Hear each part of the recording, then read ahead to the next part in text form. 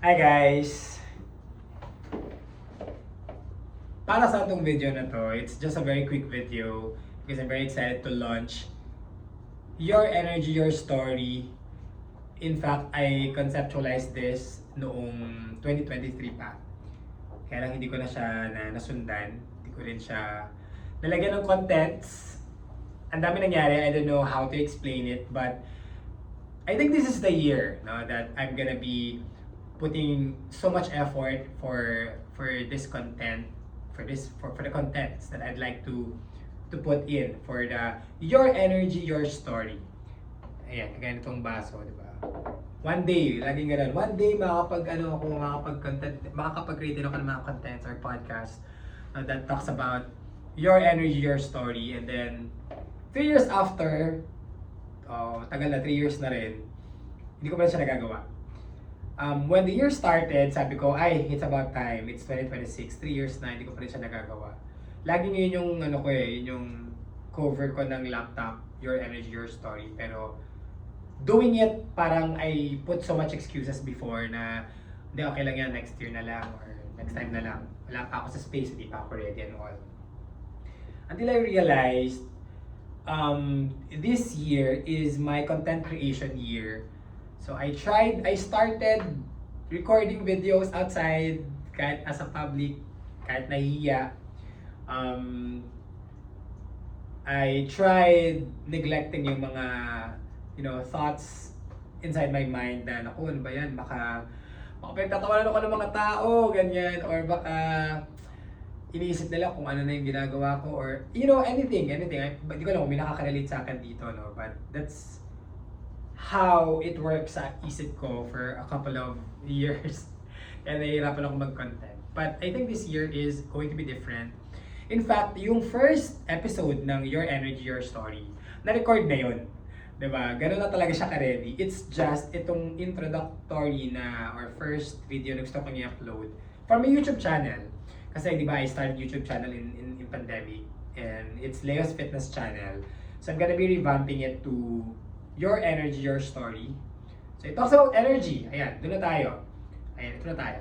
Day 1. Ayan, hopefully, magtuloy-tuloy ito. Ipag-pray nyo rin ako. No? So, at saka sa mga gusto mag-guest sa podcast ko, tara na.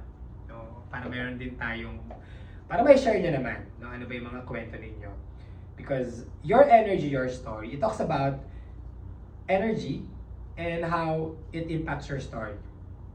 So one thing I learned in my entire life so far is kung ano yung energy na ibinibigay ko today or kung ano yung energy ko pagising ko sa umaga, kung ano yung energy ko pagkatapos ko maligo, it becomes the reality of my whole day.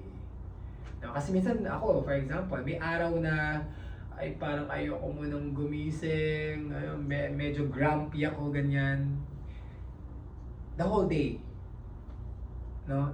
Whole day akong grumpy, whole day akong hindi productive. But, if may araw ako na I woke up like 6 a.m., nagluto, nag-prepare ng breakfast, nag-gym, tumakbo, ay, maniwala ka, simula umaga, minsan inaabot pa ako hanggang alas 10 ng gabi, ganong level of productivity. Pagod na pagod ako, but it feels different, di ba?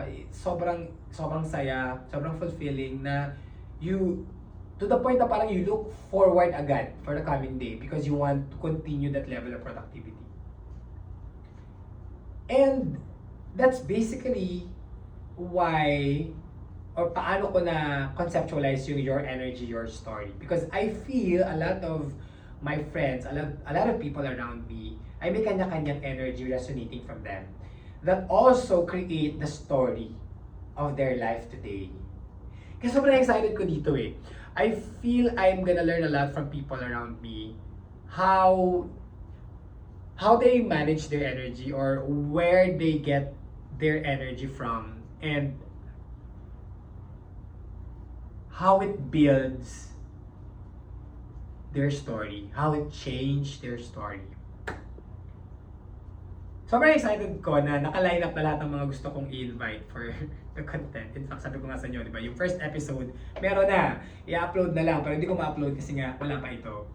Para at least medyo may ano naman kayo, may idea kayo. Ay, ano ba tong Your Energy, Your Story ni Leo? Para saan ba ito?